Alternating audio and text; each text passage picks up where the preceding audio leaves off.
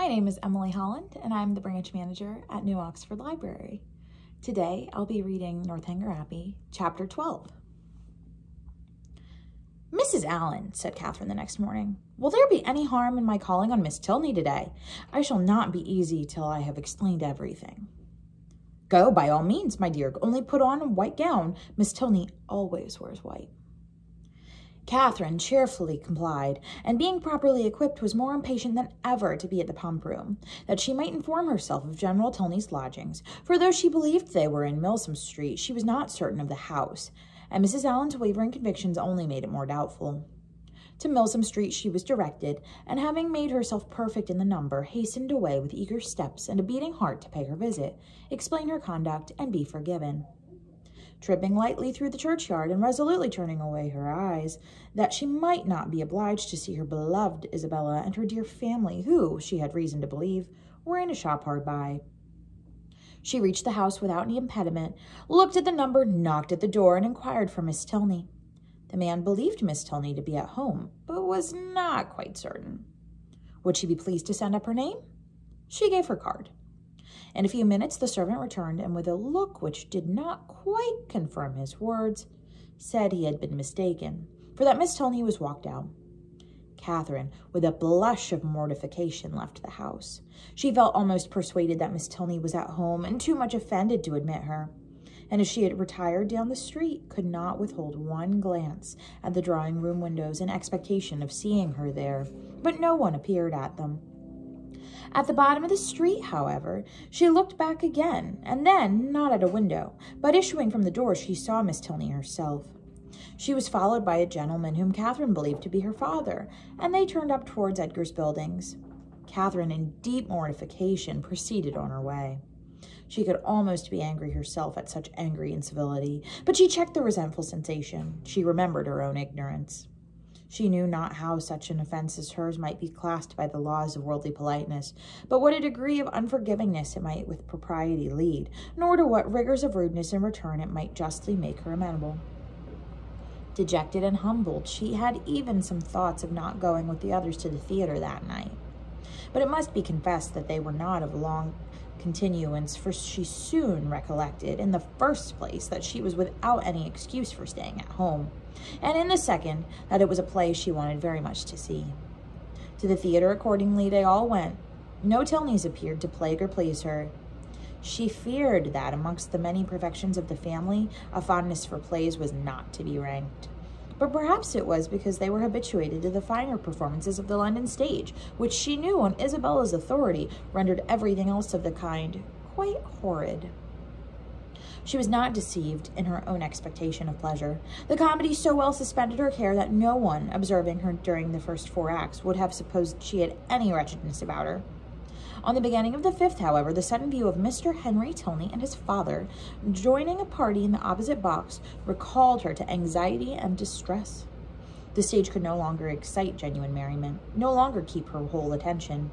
Every other look, upon an average, was directed towards the opposite box, and for the space of 2 entire scenes did she thus watch Henry Tilney, without being once able to catch his eye. No longer could he be suspected of indifference for a play. His notice was never withdrawn from the stage during 2 whole scenes. At length, however, he did look towards her, and he bowed.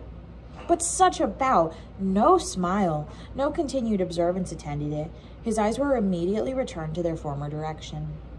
Catherine was restlessly miserable. She could almost have run round to the box in which he sat and forced him to hear her explanation. Feelings rather natural than heroic possessed her.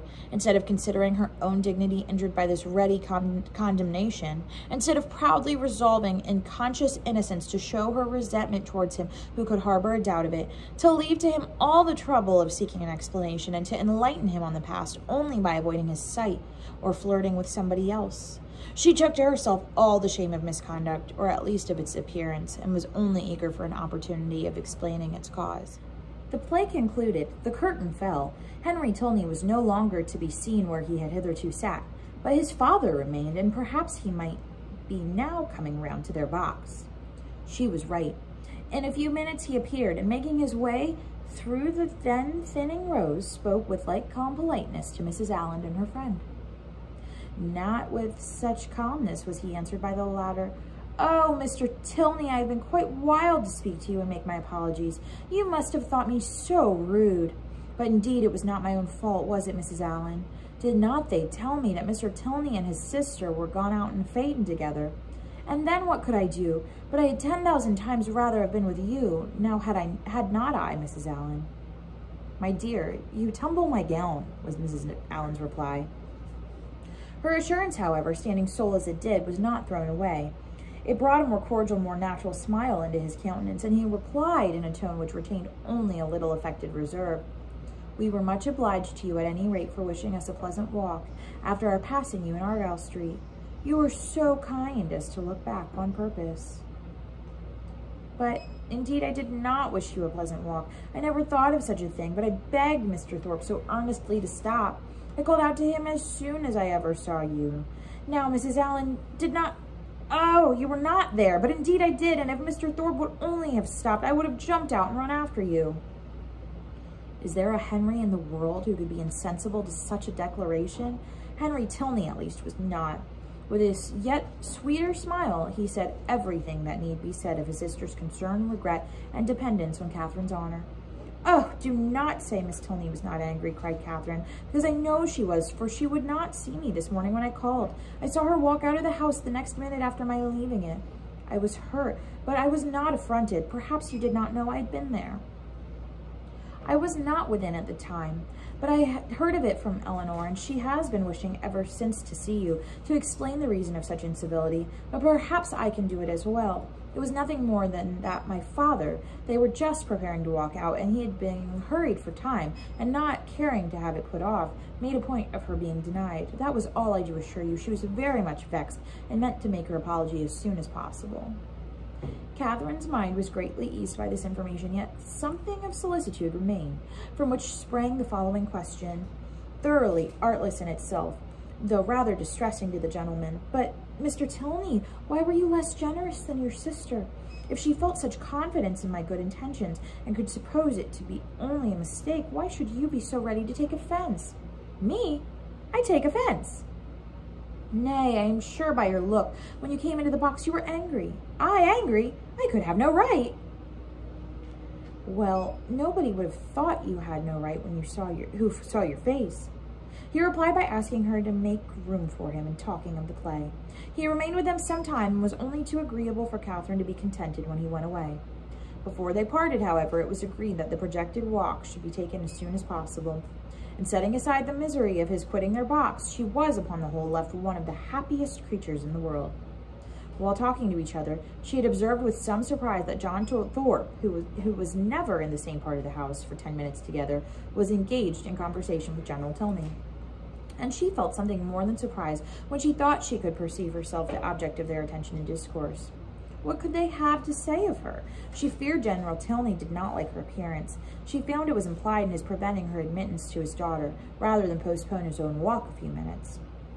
How came Mr. Thorpe to know your father, was her anxious inquiry as she pointed them out to her companion. He knew nothing about it, but his father, like every military man, had a very large acquaintance. With the entertainment was over, Thorpe came to assist them in getting out. Catherine was the immediate object of his gallantry, and while they waited in the lobby for a chair, he prevented the inquiry which had traveled from her heart almost to the tip of her tongue by asking in a consequential manner whether she had seen him talking with General Tilney.